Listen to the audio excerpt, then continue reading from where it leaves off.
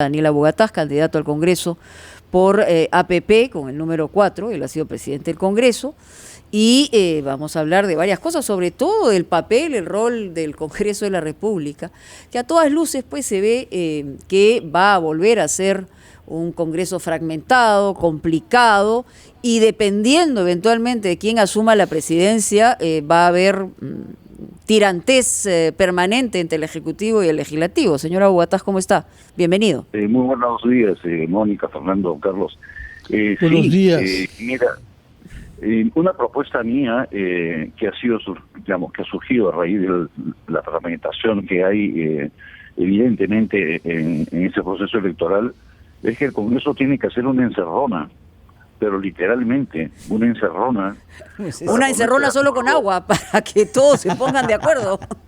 Sí, una cuarentena. Una encerrona para ponerse de acuerdo en los temas de la pandemia, el tema de la economía, laboral, seguridad ciudadana, el problema educativo. Pero hablo que esto es un imperioso y tenemos que hacer, tenemos que hacerlo, espero llegar, y creo que con la experiencia que yo tengo puedo darles las razones suficientes. Yo he sido confrontacional durante 10 años y ahora asumo un rol absolutamente opuesto de conciliador, porque ya sé en lo que estamos entrando. Y si no tenemos un Congreso que esté por lo menos sólido en estos 5 elementos, y sobre todo con lo que se nos viene, la ola que se está viniendo de la izquierda y la ola que se está viniendo de la derecha, que no sabemos qué pueda pasar el día domingo, si no tenemos un Congreso que esté suficientemente armado, sólido, con las ideas claras, el Perú va a sufrir, el pueblo va a sufrir, y yo creo que para eso no estamos. Señora Bugatás, buenos días. Yo recuerdo hace unos años que usted, que habla con mucha claridad y con mucha severidad, juzgaba que APP era una mafia. Esa palabra que usted usó en algún momento, entre otras expresiones severas contra APP y contra su líder, César Acuña. ¿Qué experiencia tiene ahora? ¿Cuál es su opinión? ¿Y cómo explica que haya usted hecho esas afirmaciones hace algunos años? Mira, Fernando, yo cuando me formé ese concepto, que ahora he reconocido erróneo, yo me basé en las informaciones que estaba proporcionando una supuesta investigación del diario El Comercio. Yo he reconocido mi error, porque yo a la ligera tomé como ciertas las informaciones. Cuando a mí me invita a César Acuña, nos hemos sentado y he dicho, oye, lo que tú estás diciendo, Fernando, sé literalmente, yo te he dicho A, B, C, D de ti, ¿cómo me pides ahora que yo vaya contigo al Congreso? Y me sacó una serie de documentos que derrumbaban totalmente las acusaciones que había hecho el diario El Comercio, y me convenció. Evidentemente le pedí las disculpas del caso, como corresponde, y acepté ir con él, porque además vi en él una voluntad, sabiendo mi posición, que no es exactamente la posición de APP. Me dijo, necesito concentrar la mayor cantidad de gente que pueda atraer a los sectores distintos. Todo el mundo sabe que yo tengo tendencia de izquierda. Todo el mundo sabe que César Acuña es un hombre de centro-derecha. Pero él ha juntado un equipo de gente que pueda tener el acercamiento con todas las fuerzas políticas, porque sabe perfectamente que si no se hace eso, el país no le va a ir absolutamente bien.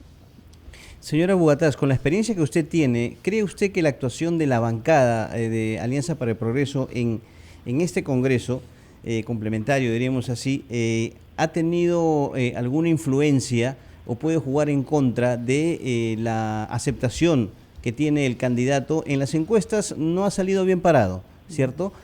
Pero le pido por favor que nos espere un minuto porque tenemos que cumplir con la pausa comercial y escuchamos su respuesta. Por favor. Volvemos a ampliación de noticias, son las 9:20 de la mañana. Mónica Delta, Fernando Carballo y Carlos Villarreal. Tenemos el placer de acompañarlos, amigos oyentes. Estamos conversando con el candidato al Congreso por APP, Daniela Bugatás. Don Daniel, había dejado la pregunta pendiente si es que la actuación de la bancada y básicamente en el respaldo a algunas medidas o propuestas que han sido consideradas populistas, inviables, básicamente en la economía del país, puede haber de alguna manera influenciado en la aceptación del candidato presidencial, que en las encuestas no ha tenido cifras tan auspiciosas que digamos? Bueno, no podría, o sea, definitivamente ha influenciado, sobre todo la posición con la vacancia, que a mí me costó muchísimos problemas dentro del partido, porque yo pedí que los expulsen a todo el partido. Porque era absurdo, o sea, si querían por un lado llegar a la presidencia y por otro lado haber cometido la barbaridad que habían cometido, no tiene ningún sentido. A mí no me quiere mucho la bancada, pero yo... ¿Por qué no lo quieren? Además de lo que nos ha contado. Bueno, por eso, básicamente, no sé. Y bueno, muchas veces no les gusta que le digan las cosas directamente y cuando hay un bien mayor, ¿no? O ¿Qué sea, cosas les ha dicho usted a los miembros de la bancada que no les ha gustado, además de su desacuerdo con la vacancia? Bueno, básicamente de que no pueden ellos anteponer intereses regionales o personales a la candidatura presidencial, ¿no? O sea, si un partido está en una carrera presidencial, todos tienen que empujar el mismo carro. O sea, yo no puedo estar empujando el carro que me interesa. ¿Qué nos garantiza de que eso no suceda con lo que pueda entrar en el Congreso? Porque en realidad parece que ha sido una constante, no solamente en APP, ¿no? Bueno, yo creo que si analizas la lista que han propuesto el candidato, tienes gente que creo que no va a permitir eso. Yo no creo que Gladys Echaíz, el general Quiabra, el mismo que habla, la señora Doris o Vanessa, yo no creo que Katia Ampuero, yo no creo que a Katia Ampuero tú vas a poder manejarla o ponerla, o la señora Gladys Echaíz, que es una mujer de hierro. Yo creo que ha sido muy consciente de la necesidad de tener una bancada, aunque no sean militantes, que le garanticen principios de lealtad y coherencia con lo que dicen y con lo que hacen, ¿no? Y sobre todo con lo que el país necesita. O sea, porque ninguno de nosotros, en realidad, de los primeros 7, 8, tenemos, digamos, ninguna necesidad de hacer una carrera política a la altura de mi vida, ¿no? Y yo vuelvo por una, digamos, responsabilidad moral de no haber cumplido con todo lo que ofrecí y por la necesidad, creo yo, de que llegue al Congreso gente que sabe lo que hay que hacer. Por otra razón, no, o sea, no es que yo me muera. Sí, ahora, esto cuando usted ha hablado inicialmente de una encerrona, de poner coordenadas, 5 puntos importantes, ofrecerse usted como conciliador, ¿qué va a pasar si en el Congreso, como se vislumbra, habrá pues estos fraccionamientos como torta aguada, y que no sabemos finalmente hacia dónde va a converger? O sea, ¿qué es lo que los puede encaminar? ¿Cómo se garantizaría esa posibilidad, no? Mónica, es que esto tiene que ir de la mano de medidas concretas, por ejemplo, como la revocatoria de los congresistas, ¿no? O sea, este paquete del que estoy proponiendo yo, tiene que ir con medidas de que corte esta inmunidad absoluta de posición de 5 años. En el momento en que tú le pones una capacidad al pueblo de revocar al congresista que traiciona la propuesta o X, se acabó el problema. Medidas de esa naturaleza son las que se tienen que poner y las tiene que aprobar ese Congreso. O sea, tú mismo dices, señor, si yo me porto mal o no cumplo o A o B o C, ustedes tienen todo el derecho de vacarme y con sistemas muy sencillos. Sí. O sea, yo creo que la impunidad tiene que acabar en el país. Yo estoy proponiendo algo que probablemente a la gente no le va a gustar, que todo el aparato estatal tiene que pasar por el detector de mentiras. Y quien no pasa el detector de mentiras se va a su casa.